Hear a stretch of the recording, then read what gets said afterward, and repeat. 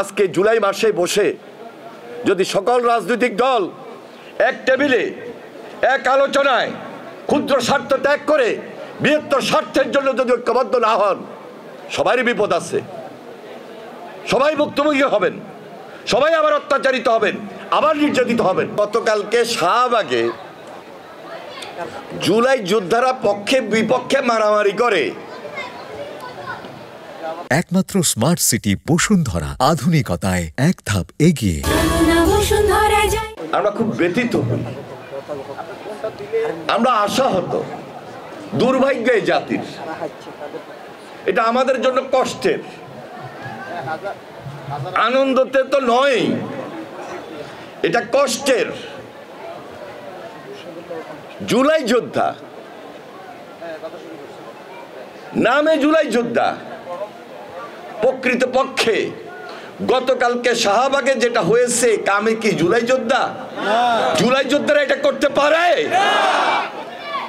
জুলাই যোদ্ধা কি শুধু শাহবাগেই ছিল? সারা বাংলাদেশে জুলাই যোদ্ধা ছিল না?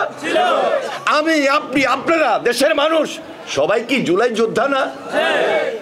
তাহলে কিছু সংখ্যক জুলাই যোদ্ধা নামে যদি আমাদের বদনাম করে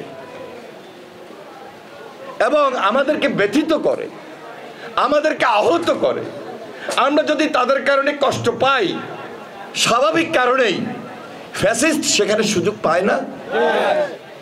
সবাই মিলে আন্দোলন করলাম হাসিনার বিরুদ্ধে,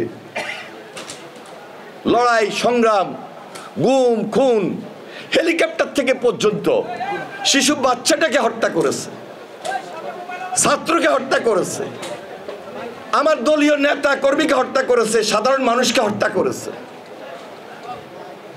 হাসিনা পালিয়ে গিয়েছে,